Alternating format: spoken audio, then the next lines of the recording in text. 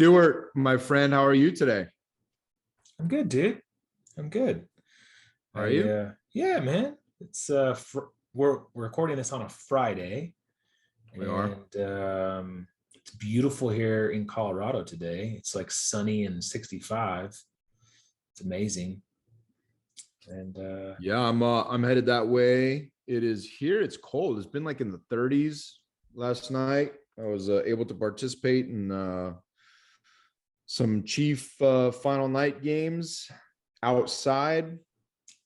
Started yowzas. raining, wind blowing, freezing, but I didn't show I was cold because I'm a man, and men don't get. That's not true. Men get cold. We're a bunch of wusses. Yeah. But uh yeah, man, it's been pretty cold out here, but I'm super excited about getting to Colorado tonight, super late. And I think I'm gonna have to pack a full bag instead of a carry-on because the weather there is just crazy. We're gonna be at 65, like you said, and then we're gonna go up to the mountains as a family, and it's probably gonna snow. So Yeah. I have to bring everything between shorts and snow. Yeah, man. It's Colorado though. It's Colorado. Love it. This is being recorded prior to Thanksgiving. It is. But I think the podcast is going to come out after Thanksgiving. So Happy Thanksgiving, Stuart. yeah, yeah, and we're also finishing up. I ate so much turkey.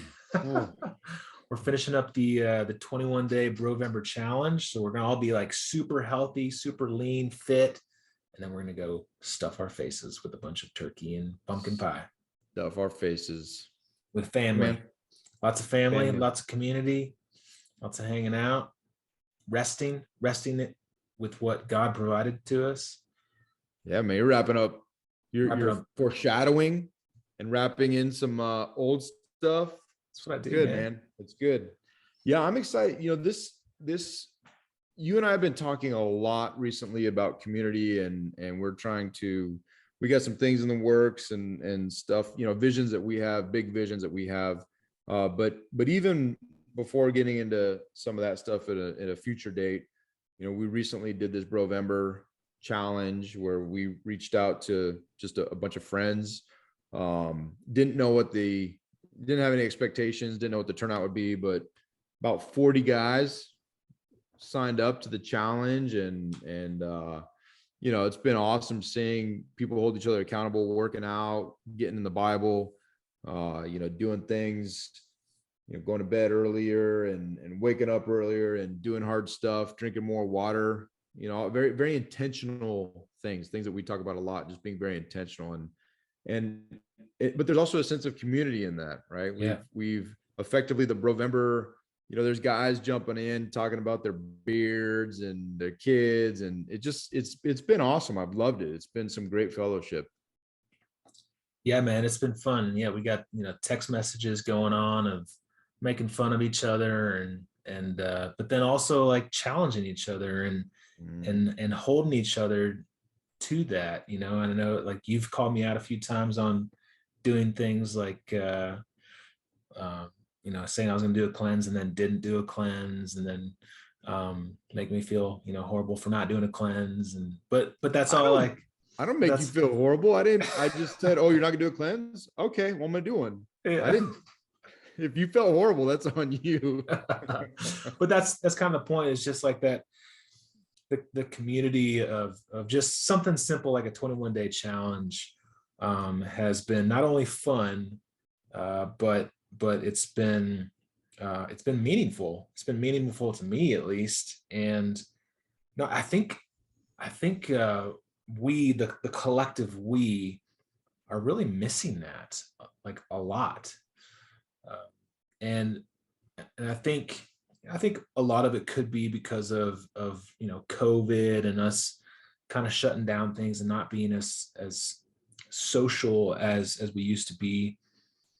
And there's a lot of like studies out there that say that there's a lot of mental health issues that are going on right now, and other health issues and loneliness and all this kind of stuff going on, because like we are social animals. And I don't know, man, it's been fun, and all this has been virtual, right? Like I mean, well, a couple, you're going and meeting with a couple guys at the gym, but for the most part, like we're text messaging, we're posting stuff on Facebook, where we have an online Excel spreadsheet where we're tracking stuff, but it just feels like there's just like group mentality, community going on, and it's been pretty cool.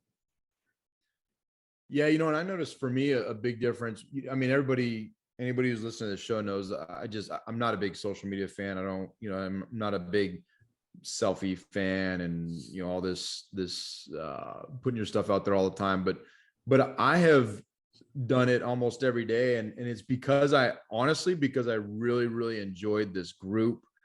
I really enjoyed, there's a number of days, Zach and I were talking this morning about it, that we would have 100% not have shown up to work out if we didn't know that the other dude was going to be there. So just showing the power of accountability, the power of just that brotherhood.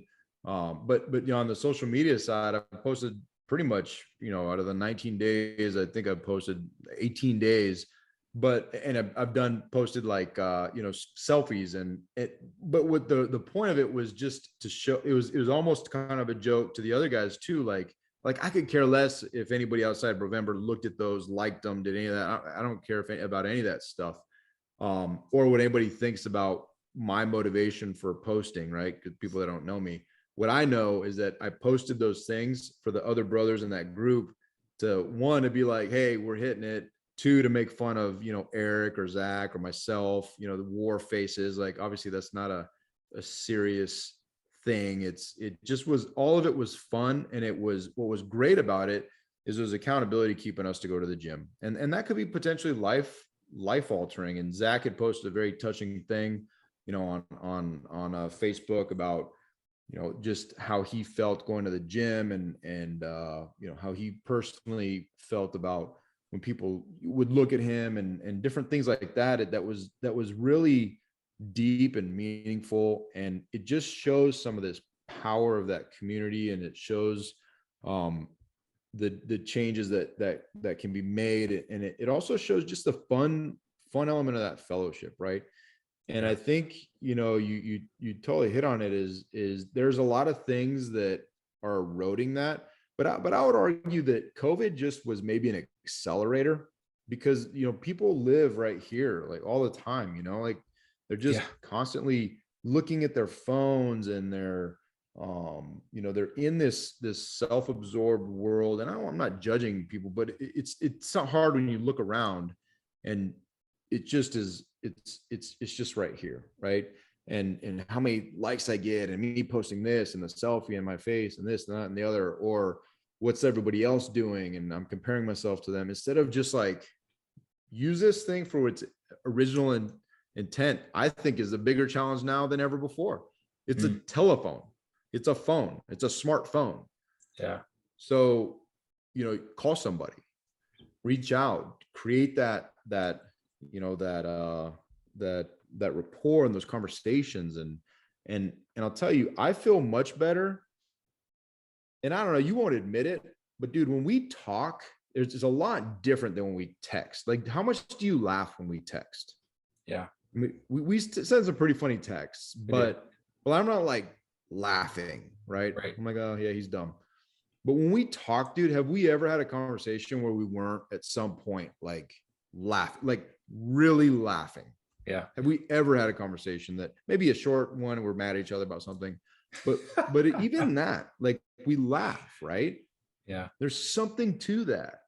And I think you have to be intentional about this. And so you and I have really been looking at this hard, because I tell you, I've got a passion for community. I've got a heart, and it makes me sad when I look around and see a bunch of people who think they have friends because Facebook says you have 500 friends, and they really don't have anybody. They have nobody. And that to me it's not a judgment at all. It's not my life, but it makes me sad for what those people are missing. And some of them are young, who have grown up with these devices, and they may not have even fully felt what it means to be a part of a community. That their normal idea of a community is getting online. And I find that to be very sad. Yeah. Yeah, you mentioned using the phone for what it's worth, and actually picking it up and calling people, and you're way better about it than I am. Like I'm much more of a quick, texter, get to the point, like let's hit it and then we'll get off and move on. But the other night, my uncle who lives here in Colorado, he lives up in Winter Park, and on my mom's side, and just love him to death. He's an awesome uncle, and he texts me every now and then just to like catch up and say hello. And he wished me happy birthday, and he sent another one on Veterans Day to thank me for my service. And I didn't respond. And then I thought about it. I was like, you know what? Like, I haven't talked to him in a while. I need to call him and just catch up. And it was a period like when I was home alone, kids were off, and I just gave him a call on the phone, and we had an hour conversation, and it was awesome. Like I just thoroughly enjoyed it. And we just talked about, we caught up on life, and talked about shoulder surgery and skiing in Colorado and building houses and rehabbing houses, and like it was awesome. And I felt like totally connected to him. And I was like incredibly, like, it brought me joy. Like I had joy after having an hour-long conversation with him. And was it an hour out of my day that I could have probably been doing something else? Totally. Like, I got a checklist a mile long of things that I could be doing. But just after that conversation, I just really felt like connected, and it was good. And I think I need to do more of that with close family members, with family members that I haven't, or friends that I haven't talked to in a while. And you're pretty good about it. Like you'll tell me like, yeah, I had this conversation with this guy the other day. And I'm like, really? It's like, yeah, I just decided to call him. I was like, oh, that's pretty cool. I don't do that. And I need to be better about it. I'll tell you, it goes back to that ROR concept, right? The return on relationship. And there's also, of course, Rick Warren, I'll talk about him, but there was one thing that it was funny. It was a sermon I was listening to, and he was talking about when you die, like your checklist is still going to be incomplete, right? Like your checklist every single day is going to be incomplete. And I just rest assured that when you die, there are going to be all these things, because we live in a broken world, that you will not be able to accomplish. Just period. Just accept it. And it is what it is. And I think this idea, this concept of time is very significant, because we look at those investments as time lost to do something else. And I will tell you, when someone comes to my mind, dude, I just call them. Yeah. A lot of times I just call them. And some of these people are busy, important people that are CEOs. They run their own businesses, much more significant things that they're doing with their time than I am. And I'll tell you, there's not been a time that they didn't pick up and we didn't have, whether it was 10 minutes or it went into a 45-minute realm, every single time they were like, dude, they were surprised. First off, like, oh, what's up, man? Everything all right? And I'm like, yeah, dude, I literally, you just popped in my head and I just wanted to talk to you. Yeah. And every time, man, they're like, if they're too busy, they won't answer. And if they don't answer, I just leave a message. I'm like, hey, no need to call me back. I just literally am calling you to tell you that I'm thinking about you. I love you. And you were on my mind. So I called you. And I imagine, I don't know, but I imagine when they receive that message, I think we all like receiving messages like that. Yeah. You know what I mean? And so there's something in that, but there's also when they do pick up, which usually they do, it's like, they're great conversations, man. Yeah. They're great conversations. And it could be with my mom. It could be with, an investor that I care about, have a relationship with. I mean, care about all the investors, but that I'm like, that we've invested in each other. Mm-hmm. Matt Parker from Exodus Road, like that dude is busy. Right. Yeah. And I told you I talked to him the other day, and he's like, yeah, I'm about to go to Brazil and I got this and that. And this is our busy season. I'm like, man, I was just thinking about you. Dude. We don't have to. And then we just talked, dude. We just talked, and it was good. Yeah. And I think we lose the value because we think that we're gonna waste time or somebody's time, but I think it is built in us to desire that fellowship and that connectivity that's way deeper than a like, right? A like is so easy. There's no real effort involved with that, no real thought. And it's just like boop, boop. Like Yeah. I could get 1,000 likes out in an hour, if I wanted to. But maybe there's one conversation with one person that takes an hour, and it's so much more rich, so much more fulfilling. And I just, so for me, it's somewhat selfish too. Like I love it. I Yeah. love those moments. And so that's a big reason that I do it as well, because it fulfills me. It fulfills me as well, Yeah. It while you're kind of talking about this, it reminded me of a slide that we saw together when we were at the Life and Air, the Get a Life Getaway conference. And it's a slide, and I actually took a picture of it because it was meaningful to me. And I just found it, and it's the slide about what people have, the top 5 regrets that the elderly have, like, when they're on their deathbed. And I'm sure there's different, Sure. there's different ones of these, right? But this one, like, one of the top 5 regrets is, I wish I had stayed in touch with my friends. I wish I hadn't worked so hard. I wish I'd had the courage to express my feelings. I wish that I had let myself be happier. Like, dude, that's pretty powerful, right? I mean, Dude, it's super powerful, man. we need that. We need that, like, sense of belonging. We need that sense of purpose, and community is where all that lies, where all that is. I mean, God made Adam and Eve and told them to go multiply and create more people so we could have a community, right? Yeah. Well, and I think even before that, multiply, God created Adam. Yeah. And it wasn't enough, right? He's like, I need to create Eve, because you need somebody else. You need that other. I mean, it was from the beginning, right? Yeah. It was already, that was the part that was missing, that community, that fellowship, that other person. And I say missing, Adam had full access to God. Like, who else would you want to hang out with?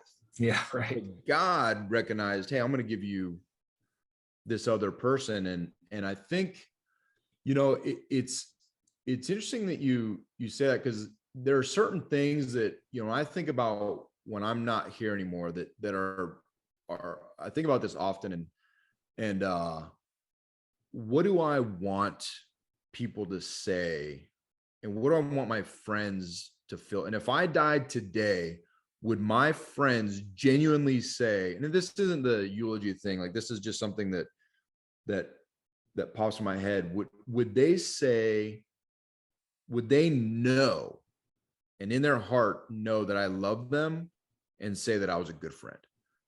Not a perfect friend. We argue, we disagree, but would they know by my efforts and my actions that I love them, that I prioritize them? And if the answer is no, and I don't think you're going to get that, if you really look at your Facebook friend list, you're not going to get that. You're not going to get that.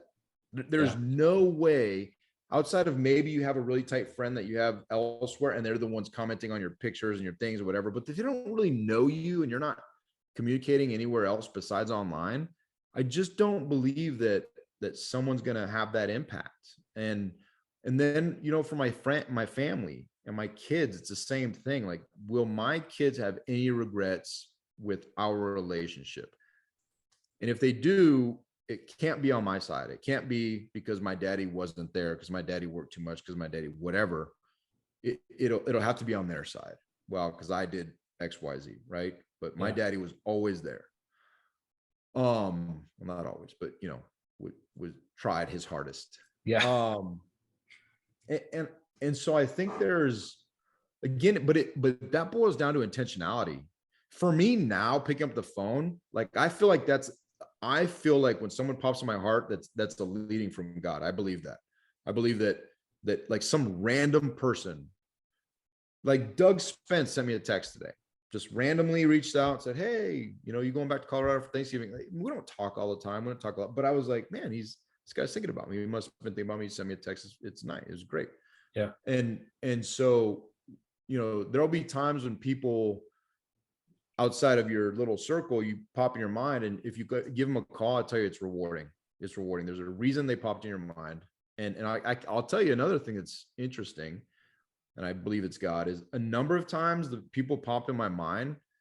They're like, man, it's crazy you call because I'm going through this thing and it's just tough. Yeah. And that happens. It's not even like novel to me anymore because it happens so much. Right. It's not even like, oh, I want it to be more like that was a miracle. That was, thank you, God. Yeah. I do feel that, but it happens so much that it's like, I just trust it now. You know what I mean? Yeah. So, yeah, it's good, man. Yes.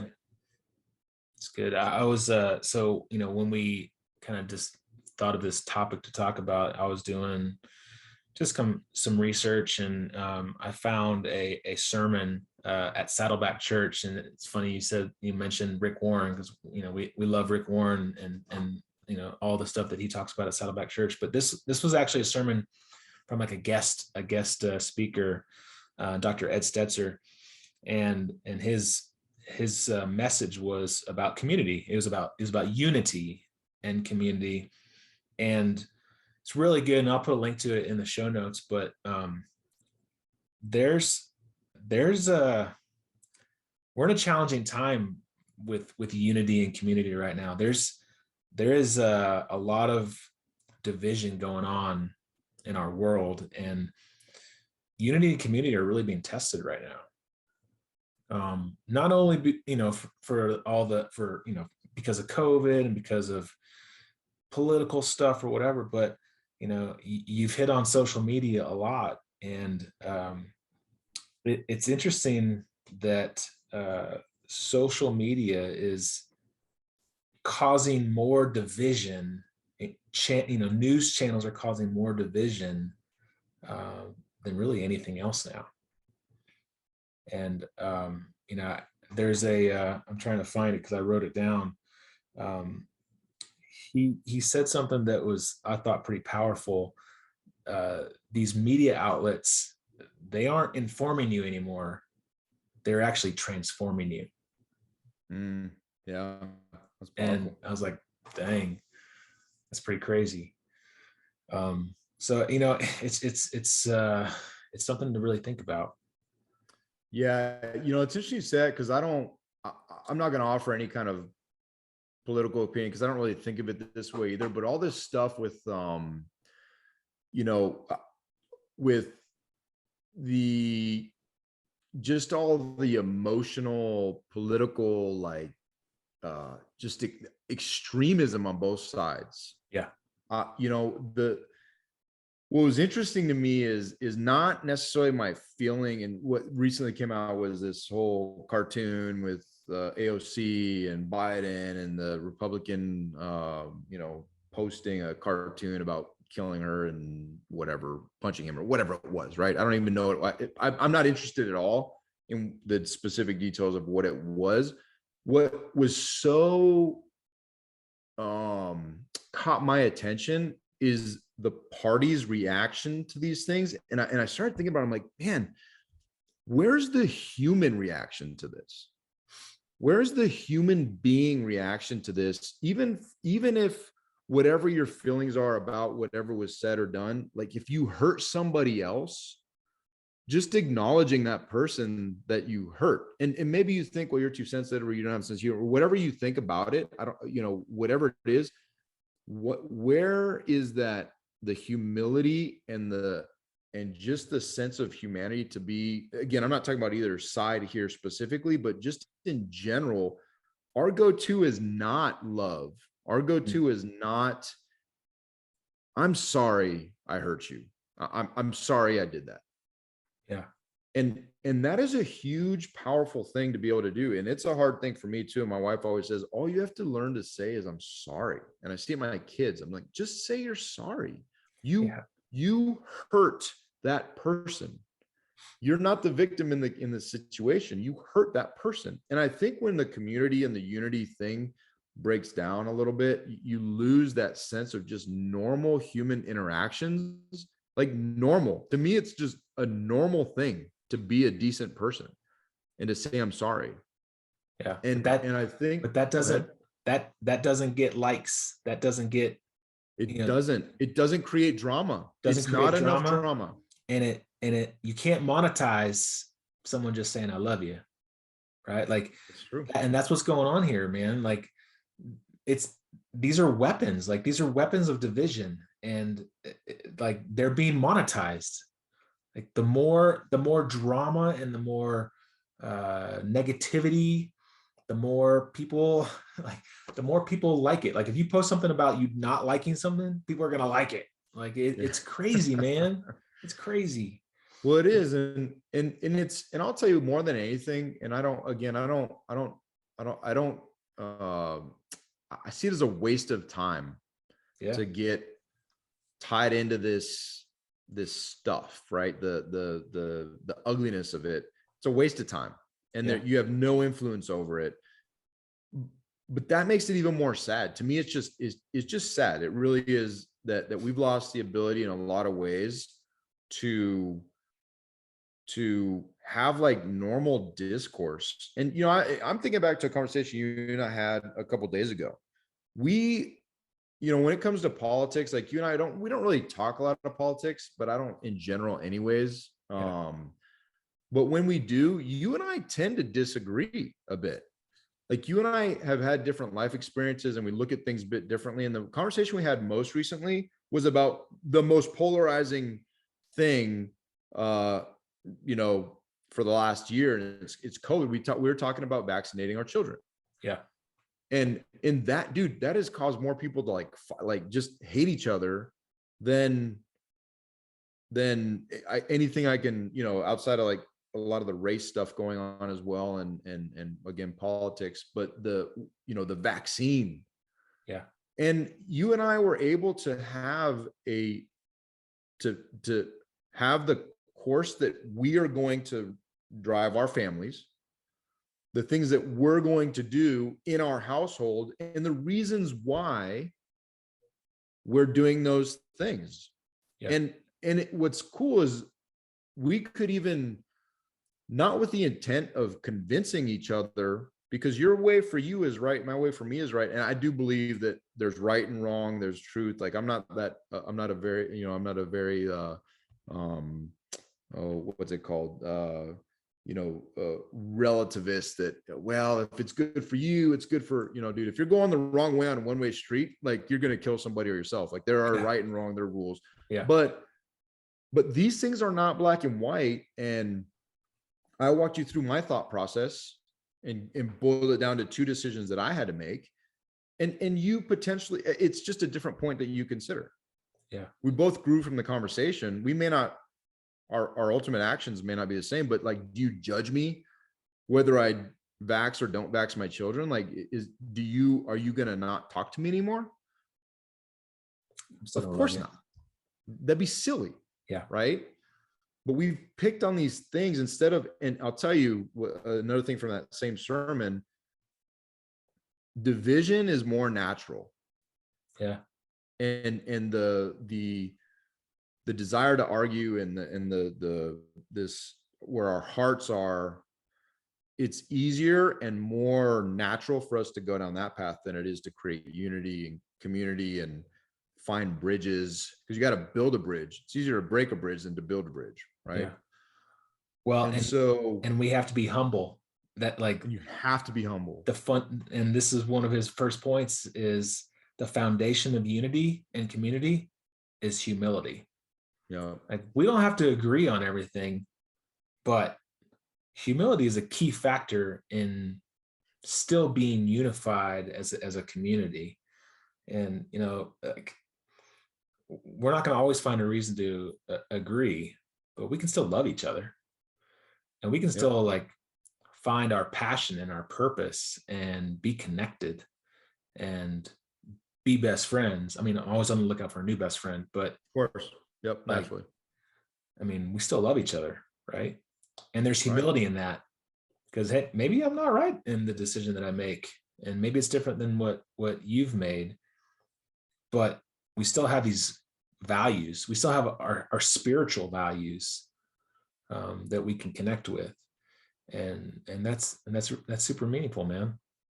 Yeah, I loved there was something that he said in there that, as he was talking about it, he was talking about diversity, and he's like, the concept of being in a church, like leaving a church because everybody doesn't vote the same way. He was like, that it's absolutely ridiculous, especially, and I won't even talk about non-Christian right now, because it's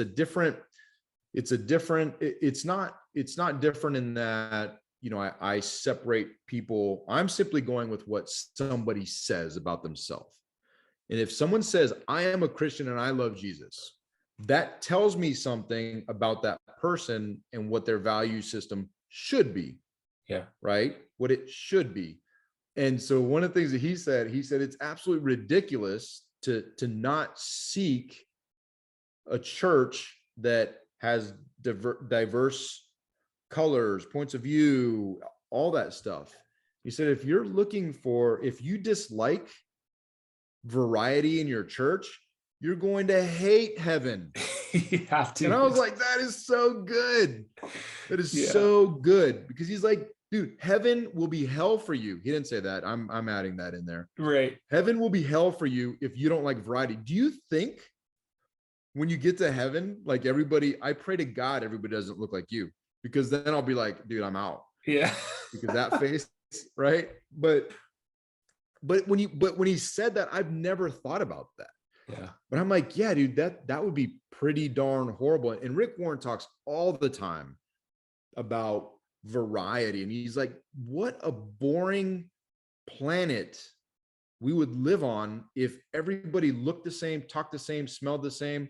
The trees, leaves didn't change, and the bodies of water weren't different, and the animals and the colors. He's like, we live in a planet created by a God that loves variety. Yeah. Why would he want everything to be the same? He doesn't. It's clear. Just look outside, but also look around you. So why should we even have an expectation that all our brothers and sisters in Christ are going to be the same? That would be horrible. That would be hell. Yeah, man. And so when you kind of extend that thought process and that logic, you kind of get to the conclusion that, man, it is a pretty silly place to be as a Christian, especially, to think that, well, if you don't vote the way I vote, you're going to hell. Really? Yeah. It's an interesting concept. And to bring it back to community, if you're looking for a homogenous community, is that really what you want? I'm sorry, that's a big word for you, Stu. What does that mean? Community of people that are all the same in every way. Like, there's no richness in that. There's no diversity of thought. There's no, like, I love being challenged and being questioned and have people bring up other things, because then I learn and grow. Yeah. Well, and they're having, and he talked about this as well, like, kind of to back up a little bit. Christians are leaving churches, which is a large community with a main purpose and spiritual value of following Christ.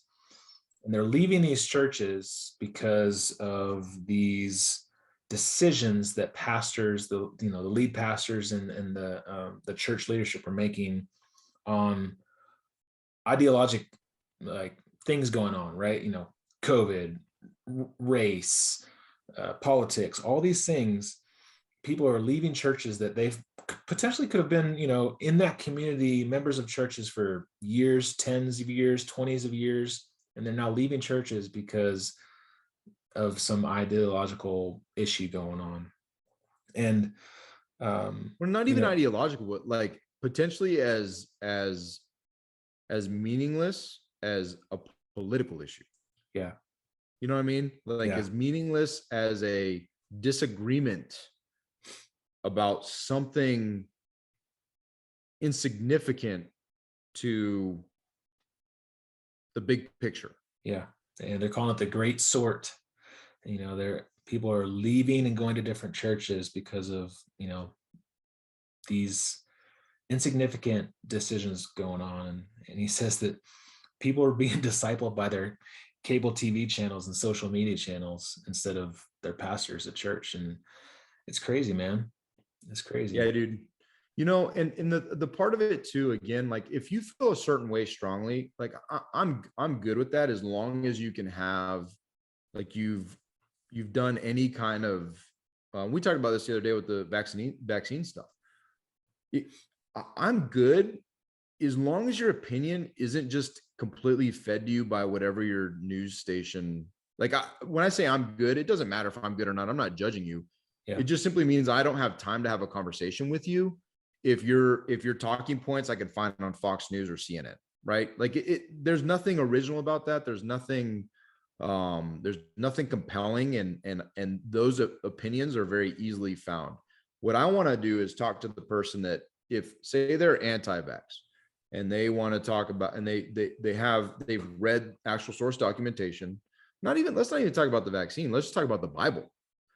You want to have a conversation about the Bible? Cool. Let's talk about the Bible. Have you read it? No. Okay. Conversation over. Conversation like, there's nothing to talk about because you've not read it. So I don't need you to speak to me about what someone else told you about their experience in reading the Bible, because that's not very meaningful. That's not even a rich conversation at all. You're parroting something, and it's not a good. I mean, we don't apply the same level of rigor to, like, okay, have you read the Da Vinci Code? Nope. Oh, okay. Well, why would we talk about it? And there's no emotion to that. Well, yeah, let's not, because I've never read it. It's dumb. Like, why would I talk about it? I've never read it. Have you ever seen this show? Nope. Okay, let's not talk about it. But why, of things of substance, do we not apply even that simple rigor? You know what I mean? Like, why are we having conversations about the Bible and we've never even opened it? Like, why are you even talking about that? You wouldn't do it with the Da Vinci Code. You just admit, I've never read it, so I don't know what I'm talking about. Okay, cool. Well, why is the Bible different? Why is the vaccine different? Why is your political view different? And that's the part of it that makes me sad, is that it's relatively simple-minded, in my opinion, to not dig into something and to create this very, very hard opinion, and then to allow your community to fall apart and to allow an opportunity for unity to flourish based on something you don't even care enough to read about. Like, you don't even care enough to educate yourself about it. You just want to watch it and have somebody feed you, and you're willing to throw a lot away for that. And it's just, again, I'm not judging, but we have to choose where we spend our time. We have to choose who we talk to. And I don't want to spend my time with non-critical thinking people that get fed their opinions. Unfortunately, I believe that we may be in the minority right now. Yeah. Because the level of scrutiny that is expected on something of such importance is just not there. And it's an interesting thing. And I think we're encouraged about trying to create a community despite that, right?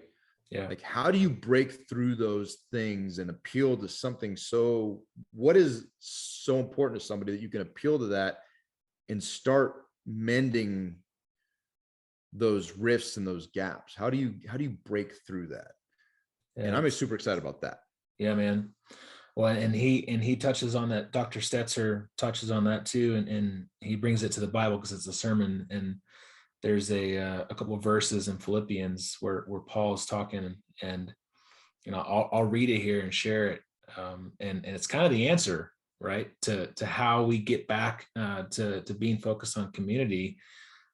He says, "Therefore, if you have any encouragement from being united with Christ, there's any comfort from his love, and any common sharing in the Spirit, and any tenderness and compassion, then make my joy complete by being like-minded, having the same love, and being one in spirit and in love and mind." So, that's a lot there, but really, like, we need to be in the same mind of Christ, and have that spiritual value. It's not doesn't mean that we have to agree on everything, but we have to have that same spiritual value and that same love for each other.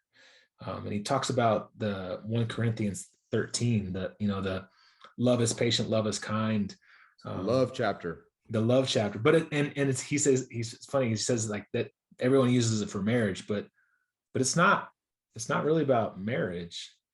It's about community. It's about using love to be unified through Christ. And like so how do we do that in our everyday lives? What are things that we can do in our work, in our military jobs, in our communities, in our churches, in our masterminds? Like what's some of the stuff that comes to mind, Dave?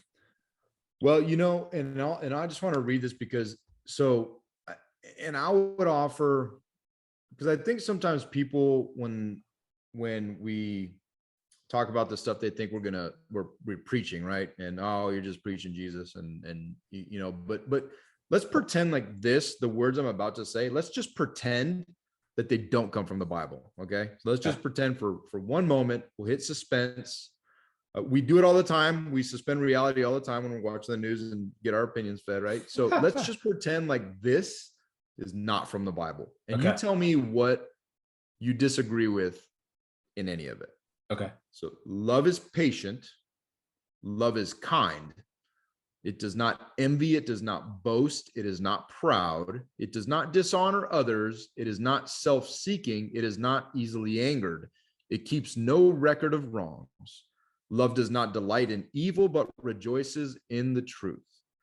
It always protects, always trusts, always hopes, always preserves. What in there can we not get on board with? And Nothing. if we tried to live, regardless of where that comes from, if we try to live that way, I think that's the answer to your question. I think those are the things that we do, right? You're intentional. Okay. Am I being selfish right now? Yeah. Am I intentionally trying to dishonor this person? Am I delighting in the evil of what I'm about to do? And I also want to highlight something else that a lot of people embrace, and they don't realize where it comes from. The golden rule. Yeah. Do to others as you would have them do unto you. That's in the Bible. I'm sorry. It's in the Bible. Yeah. It comes from the Bible. And so I think there's these concepts, these ideals that we embrace fully because we're Christians, but also you don't have to be a Christian to believe that those things that I just talked about are good things, and that you could do those things and most likely you'd be a lot happier and you'd be a better person to be around, right? Yeah. Like who likes someone who boasts and who's proud? Like who likes that person? Like in all honesty, like who likes the dude or dudette that's like, hey, I'm the best. Yeah. And you're a turd. My 6-year-old daughter came home the other day and she's like, yeah, there's this girl in my class and she just brags all the time. I don't really like being around her. I'm like, yeah. So how does that make you think about how you're going to be? Yeah, I shouldn't be that way. Yeah. It's golden rule. Yeah.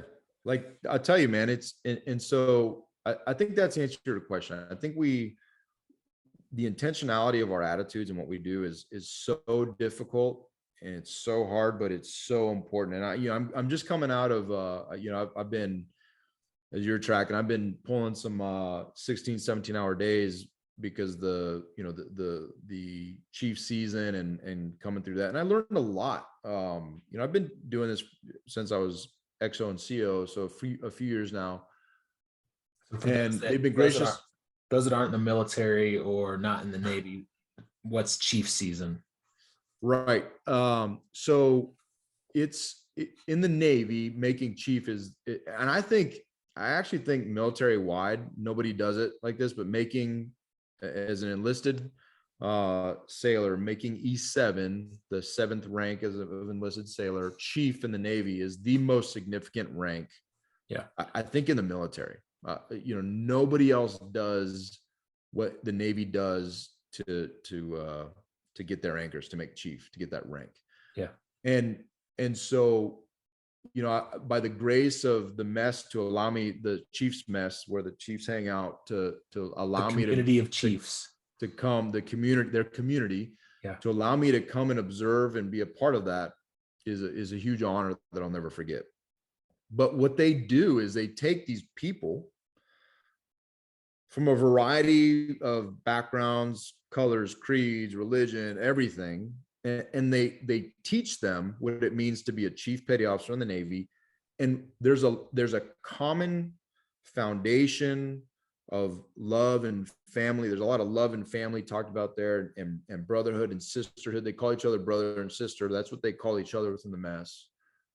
And they mean it. And everybody is a brother or sister, right? And it's a core go value. through these, it's a core value, and they go through these difficult things together.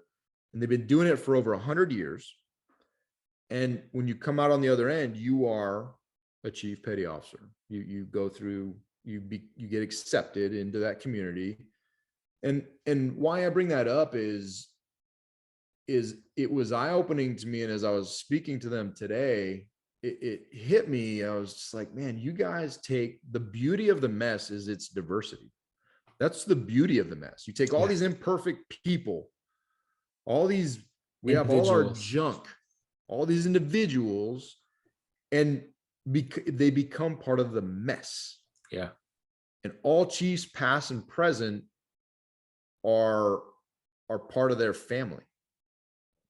And they have those people to rely on, and they have those people to go to. And in the Navy, we say, ask the chief. It's a common saying. But when you're asking the chief, you're not asking the chief, you're asking all the chiefs. You're asking the mess, because they are part of a community, and that's the way they present themselves. And it was a really cool learning opportunity for me, just to be able to observe that differently this year. For whatever reason, it stuck out this year. And maybe it's because of all this division and the stuff that we're going through.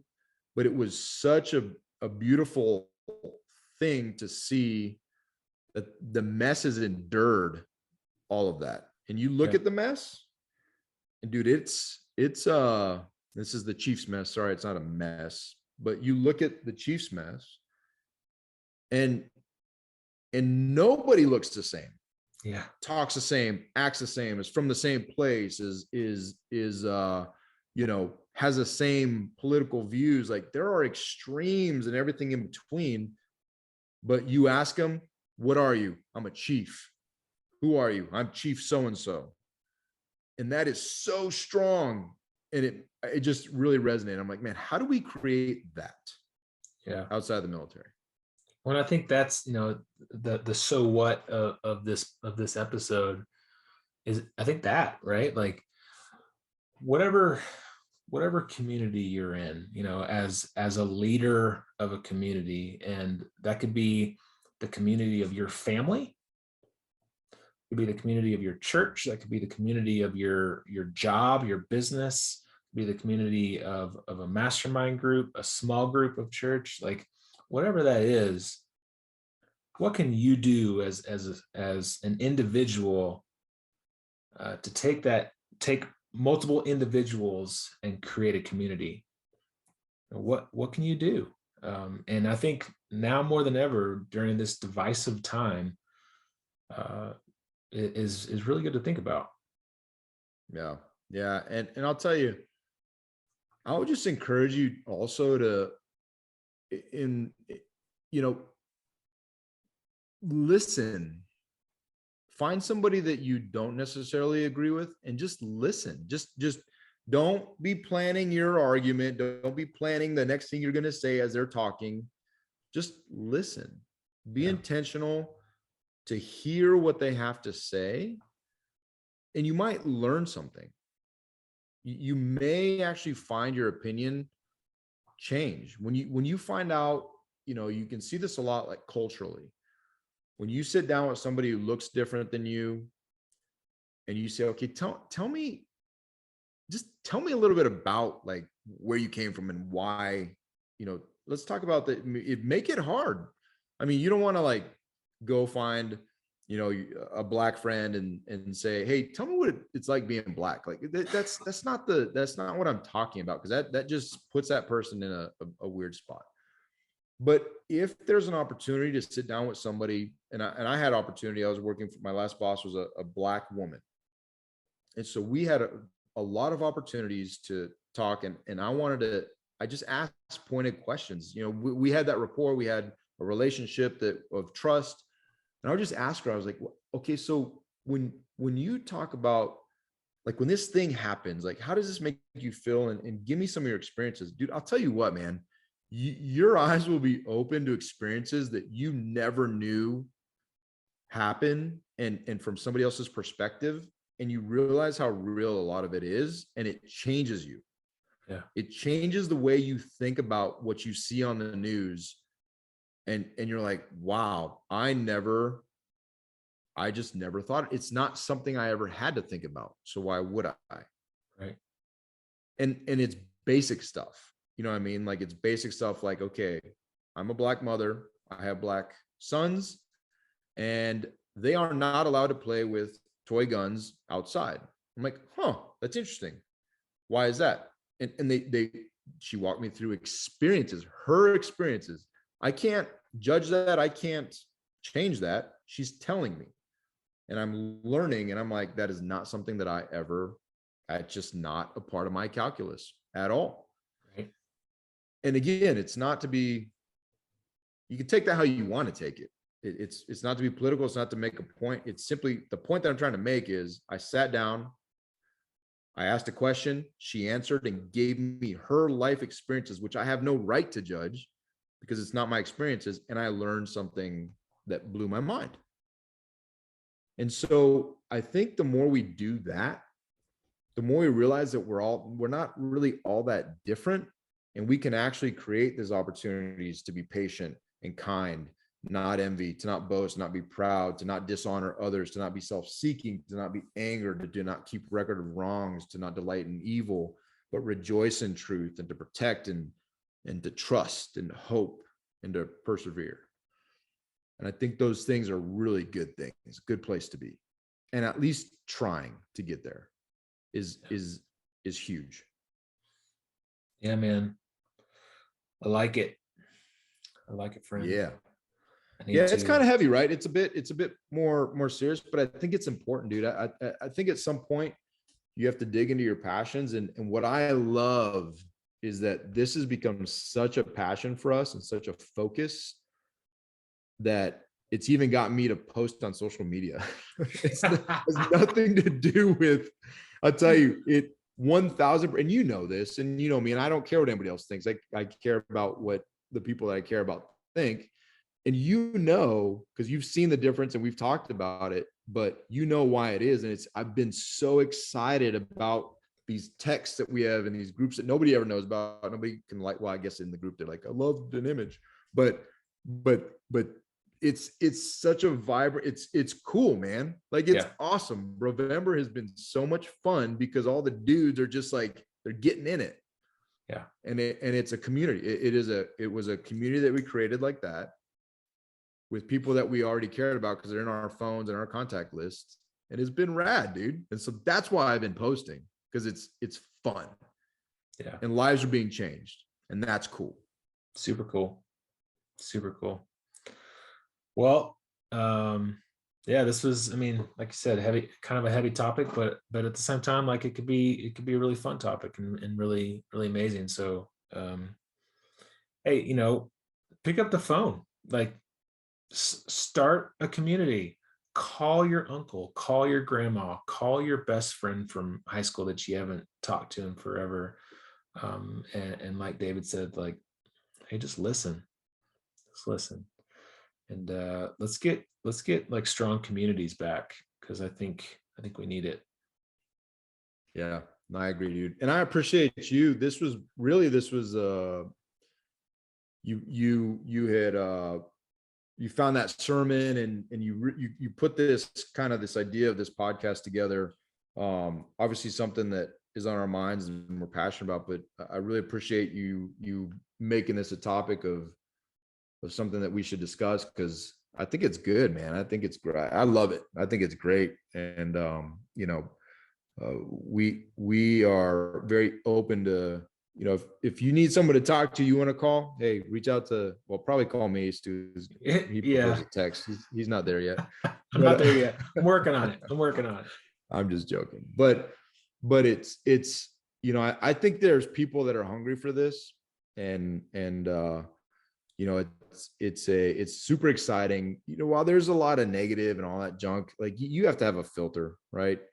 You have to have the filter that you're able to open it up, block the stuff that you don't want in there. It's like anything. It's like who you hang out with, what you listen to. Even through Brovember, I stopped listening to certain things on my in my workouts. I started listening to the motiversity talks and the music they play, and because it's a different message. It's a positive message. So it's good, man. It's good stuff. Good job. Good on you.